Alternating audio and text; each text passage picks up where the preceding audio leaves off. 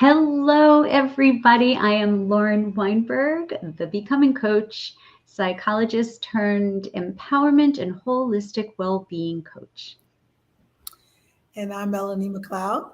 I am a certified empowerment coach and I specialize in entrepreneur success coaching. And welcome to Talking Transformation Live. Where it will always be real talk in real time for real people. And that's you, and that's us. Hi, Mel. So good to see you. See you too, Lauren. So I'm excited to have another show. Hope everyone had a great 4th of July last week. And if there is anyone joining us today, please reach out and chat with us and let us know you're there. We love it when you join the conversation. It changes everything. And that's what we're having here is a conversation, right? So we pick a topic and then we just show up and talk about it. It's unscripted. We don't really think too much about it. We're talking from our heart. So, Melanie, what are we talking about today? So, Lauren, we're talking about the need to fix people. So I know that guilty is charged that, I thought for many years that I was helping people because I'm going to teach them and show them the way. So we have to really think about what is there to fix, because the only time there's something to fix is if someone has identified for themselves that there's something to fix. And I don't think that anyone was sharing that with us when we were jumping right in there trying to fix them up and make everything a little better for them. You know what? This is one that I really resonate with. This is an issue for me. It always has been. And it always comes from the most well-intentioned place, right? So, we're helpers. That's what we do. That's what the profession that we chose.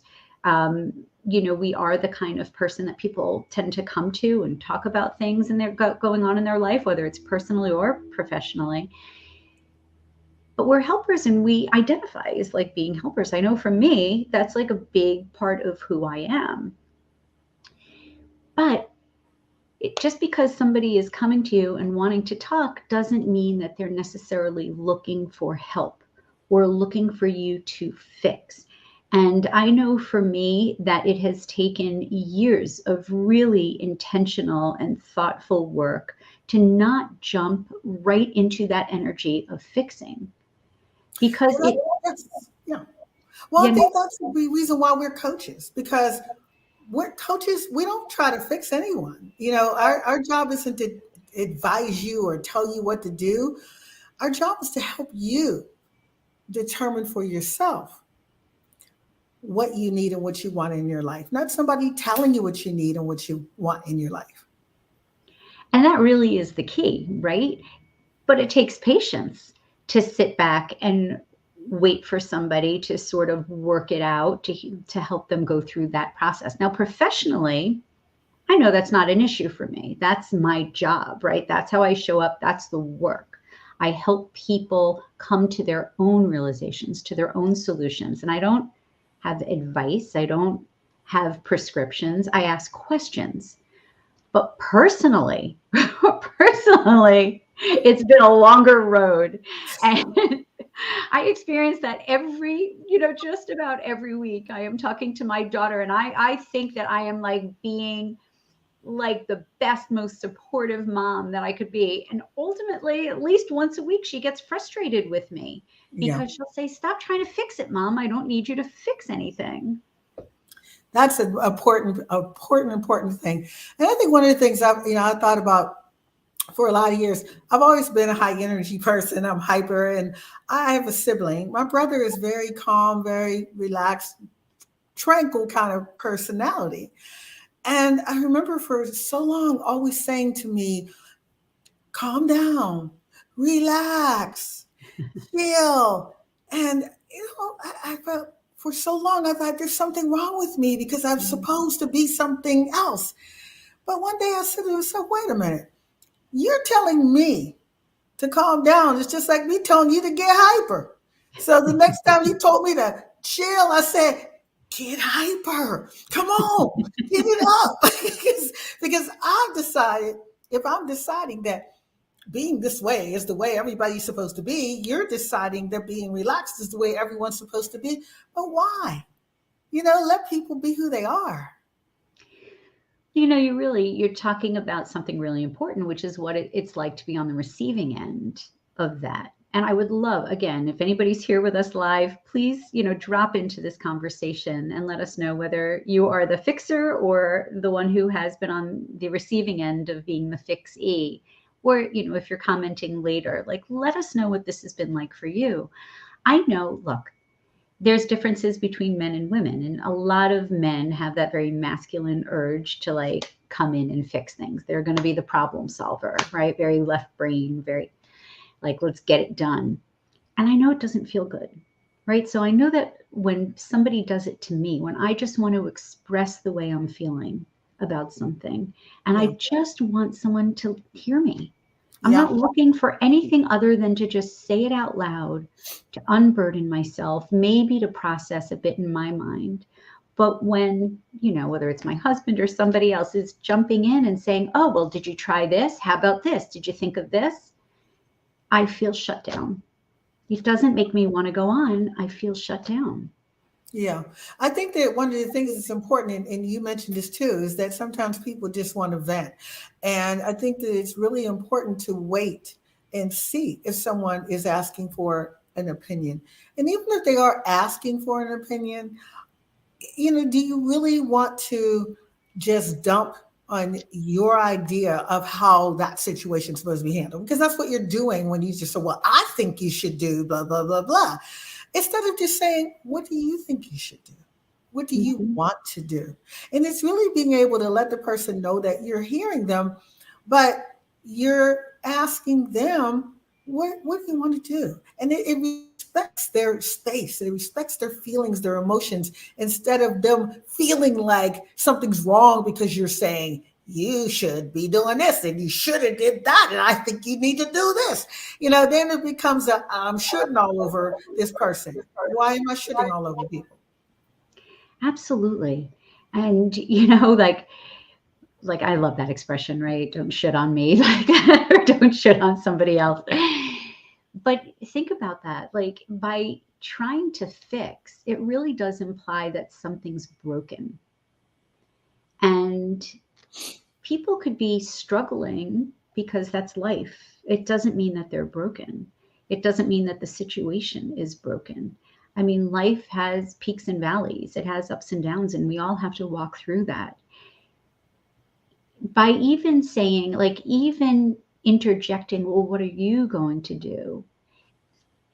It's giving that subtle message that you need to do something differently, right? And I think it's, we have a lot of training. Most people don't have training to be like an active listener, but I know most people have heard that phrase. But it really is just letting somebody know that you're listening just by reflecting back to them, like that you hear them without trying to take the conversation in any different direction, right? Yeah. So just like, wow, that must be really hard for you. Or yeah, I can relate to how you're feeling. Like just something that lets them know that you're hearing them and you're with them and you're going to stick with them for as long as they need you to continue to be there. Yeah, absolutely. And I think that that's one of the hardest lessons that we all need to learn is I always use the analogy about folding the towels. I always say, how many people have had people in their life that didn't fold the towels right? Okay. And then, people are like, oh yeah, it's like, well, who determines, who's the towel rule person that says how the towel? There isn't only my way to fold towels. My way to fold towels. You are wrong and I am right. You need to fold them my way. And I can tell you, I was guilty. My husband does not fold towels the way I want to, but guess what? I don't need to tear him down over towels. They're going in the linen closet. So I just turn my head, hold them up, put them in, shut the door. And then when I take them out, they get opened up to be used. So it really doesn't matter. So you have to work hard to respect our differences because we think that we're making everything better by forcing people to do things the way we want them done. And then when they're doing it, we really think we've helped them. because now they're doing everything right, but they're miserable because how would you like it if they now forced you to do it the way they're doing it? Like you're looking at that going, oh, and then they're like, this is the way you need to do it. And I'm going to help you. I'm going to make you better because I'm going to teach you how to do things my way. Okay, now we're going to be good. You would be upset and miserable. Guess what? You're doing the same thing to them. That would be happening to you if they were forcing you to do things their way. It's true. And it just shuts somebody down, and a lot of times people then, and I find it that the conversation, when I jump into fix it mode, the conversation gets over very quickly. Yep. Right? Because that's not what they're looking for. That's not what necessarily they wanted to hear. And so without wanting to get into an argument or something like that about it, to push back, they just agree. Yep. Right? Yep. I'm sure everybody's experienced this. You're offering your sage advice, your wisdom, and someone is just like, yeah, okay. Yep. You can Okay. feel the energy drop in their voice, right? Like, okay, thanks for the idea. Good idea. Okay, bye-bye, gotta go. Yeah. And you're feeling all good. Oh, wow. I helped them. Now they understand exactly what they need to do. But that's the thing. You just put your finger on it. It's because when you do that, it changes the whole nature of the conversation. It suddenly becomes about you and not about the other person who sought you out in the first place. Yeah. It becomes about feeding your ego, right? Your need. Oh, somebody's here. Jaya, listening skills, right? Yes, that's wonderful. Yes, we're talking about those good listening skills. And also so happy to have you here. Thank you for popping in. But that ability to take your ego out of it for the moment, right? And it's true when you're using those listening skills, it's harder to keep your ego in it. Your ego has to get out of the way in order to truly be in that moment listening to another person. Yeah. And what you were talking about, with your daughter, it's so hard when, it's people you care about in your life. Well, we care about everybody, but we have some people that, we just really want to save them. We want to make their life better. We don't want them to suffer. We don't want them. And we know in our heads that if they just did what we told them, they wouldn't have to go through anything terrible. It's funny that desire to save, right? Fix, save, it's all kind of part of the same picture, right? Especially where our children are concerned. But I remember being a young mom and talking to the other young moms and them saying, I just wish I could keep them from heartache. I just wish I could ever keep them from getting their heart broken. And I used to think to myself, like, not me. I hope her heart gets broken. Not, don't hope it gets broken over and over, but to have that experience of having your heart broken, because it means that you have loved deeply. It means that you've put yourself out on the line. And it's not our job to save or fix anybody from the disaster that we think may or may not be heading their way. First of all, we don't have the crystal ball. We don't know what's coming. But it's not up to us to save them, because really what you're doing is denying them the breadth of the experience of life. You have to go through the dark places in order to really appreciate the light. Yeah. And I think that's, what all the things that we talk about each week is really about creating and developing tools so that we're able to self-reflect and we're able to be strong emotionally, and that we're able to go through life and really determine what's right for me and what's wrong for me. That is not somebody else's idea of my life, not somebody else's idea of my feelings. It's me being able to connect with me. And it's me being able to determine if what I'm doing works for me or doesn't work for me. So I love this point that you're bringing up, because even in conversation with ourselves, we sometimes jump into fix it mode.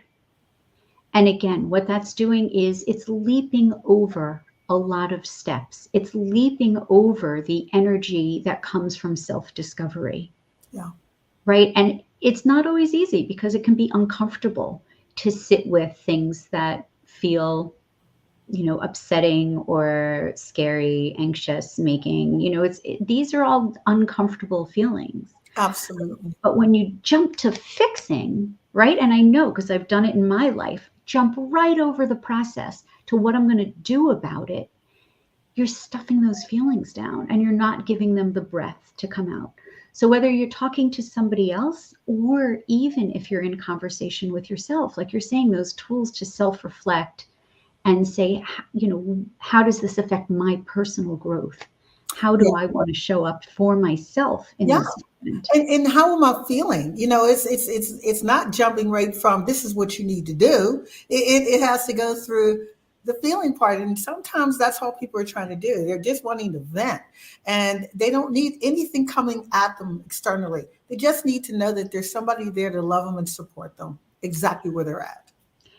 And so those, if we're going to break it down into just like 3 steps to take away from this conversation, if you want to be that person that other people come to for support, for that loving support, here's just some things to keep in mind that could help. I know it certainly helps me. And the first is like, remember that just because somebody's having difficulty doesn't mean that something's broken. Just accepting their reality for what it is. Number 2 is to ask yourself, am I really listening? Am I really tuned in here? What can I do to listen more carefully? And again, it's those, good listening skills that, Jaya reminded us. Joyce, yes.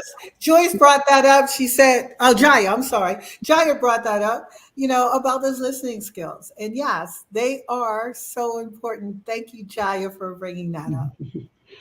And the last is you could even ask somebody. If you're not sure what your role is that they're asking from you, ask them. Say, do you want me to just listen or do you want me to respond? Or sometimes when we get through the listening, I will say, would you like me to make a suggestion? Absolutely. Right? And it gives people that they feel empowered. They feel that you are respecting their boundary and they might say no. And then you got to live with that one too. Amazing. So we would love if you're listening to this as a recording to please put some comments in. We'd love to see how you're dealing with the fix it. Is somebody trying to fix you or are you trying to fix somebody? Whichever it is, just remember, we just all want to be here for each other. Taking turn can help too. Yes. Yes. So you get to both practice those good listening skills and those support skills, right? So long as you're waiting really till someone's finished, they've closed. Absolutely. So with that word close, we just want to thank you for listening to us and hope that you tune in next week, same time, same place.